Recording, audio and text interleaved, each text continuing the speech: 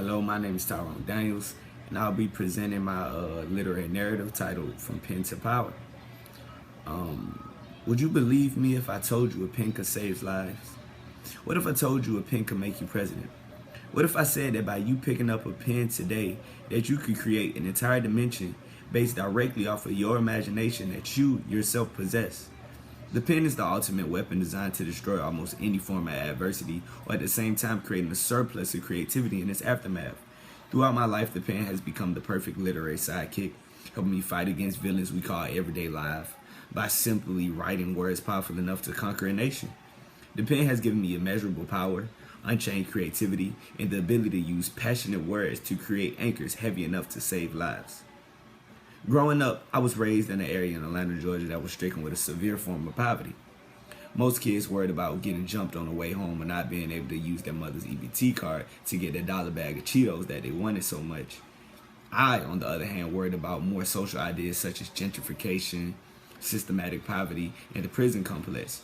These were issues that I noticed after years of living in poverty and asking my elders within my community, why? After learning all these negative aspects, I wondered why change didn't seem like a possibility.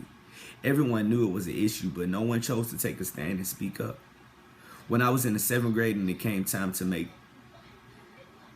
the middle school writing exam, I knew exactly what I was going to write about. I went into extensive detail about the issues present within my community and left no minor detail unturned. A month passed after I wrote that essay, and not only did I get the highest score in my school, I also got a visit from a journalist who expressed to me his desire to write an article involving the conditions of my poverty-stricken environment and myself. In the end, however, the journalist ended up not completing the article for some unknown reason. Even though my words weren't expressed on a wider scale, this series of events made me realize just how powerful my words weighed. My short 5-paragraph essay had attracted a professional journalist to beat down, tore up school to speak with a poor kid with limited education about that long-winded and long-ignored problem within his community. My words became power strong enough to see lights towards change. That sparked my desire to learn more about literature and what it could help me achieve within my life. By the time I got to high school, I had already experimented with several writing styles. These styles included basic concepts of the writing styles of James Patterson and his Witch and Wizard novels. Then also with Artemis Fowl Collection by Ian Kaufman. Both things that have led me to be the writer I am today. Even though both authors had amazing ways of expressing that creativity, I wanted to craft my own unique style. One that would be so creative that nobody would be able to match it ever again in any future, in any dimension. I went to my brother Warren, who enrolled in Savannah College in Art and Design, and I asked him what shows or books I could study to help nurture my creativity. He told me to begin to watch anime and read manga. I thought to myself, like, this was a ridiculous idea. Being the country Bama hood rat I was at the time, I discarded this idea shortly, thinking to myself, what nigga you know gonna ever watch some dumbass cartoon like this? But after a few more weeks of writer's block, I finally gave in and began to watch this anime by the name of Katakai Hitman Reborn. Unlike a lot of shows that were out at the time, this show's incorporated almost every genre of TV imaginable. These genres included horror, mystery, action, romance, adventure, food for thought, and even school life. So many ideas included in one show. This became a mind-boggling realization for me. I began to write story after story after story. Each story focused on a different genre while incorporating other genres on the smaller level. This portion of my life could be described as my personal literary renaissance. Eventually, I began to grow bored with this process and search for a new way to express my creativity. I asked my brother for advice again, and he said, Ty, why don't you just express something besides your creativity? That was when I realized writing wasn't just about expressing creativity, it was about expression in general. In the following years, expression became a necessary aspect to even continue living my life.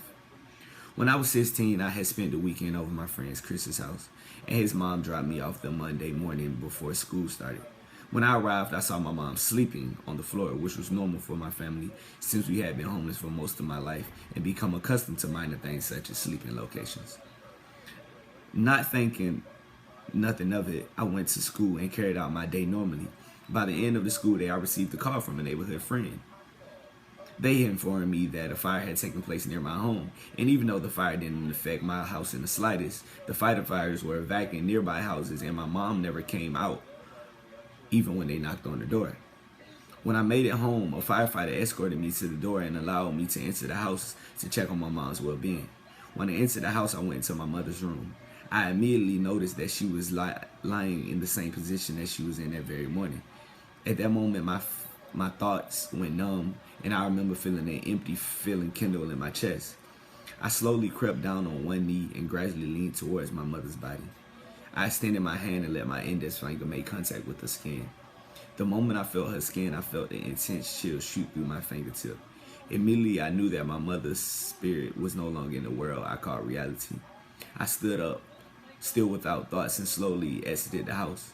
When I went outside, I simply told the firefighter, "Go inside, please." Then I walked into the main section of my apartment complex, where everybody stood by waiting, and saw my sister's face, anxious for answers. The moment I saw her face, my thoughts returned, and I broke down and screamed to my sister, "Mama gone." I broke down and fell to the ground on both knees, searching for my lungs for breath, but I couldn't find one. "Mama gone, mama gone." I was having a panic attack and my throat began to get tight. That was when I heard the cries of all those around me. Everyone I knew began to wail simply because my pain was so strong that it echoed on their heartstrings. We were all unified through emotion, but I myself felt alone. This was a feeling that continued for 3 months after my mother's death. This feeling became prison. And it got to a point where my emotions began to eat at me from the inside out. This was when the one word that all psychologists fear appeared in my head: suicide. I had so much pent-up emotion I didn't know how to express, and I felt the reason for living starting to fade away. Right before I reached that mental cliff, I remember what my brother told me all those years ago: "Why don't you just express yourself some other way than creativity?" The 9 words that saved my life. I realized that all I needed to do to release this pressure building up inside me was to grab a pen. I grabbed the closest pen to me and began to write and write and write and write and write. My fingers moved almost like they had a mind of their own, and by the end of the writing process, they felt like jelly.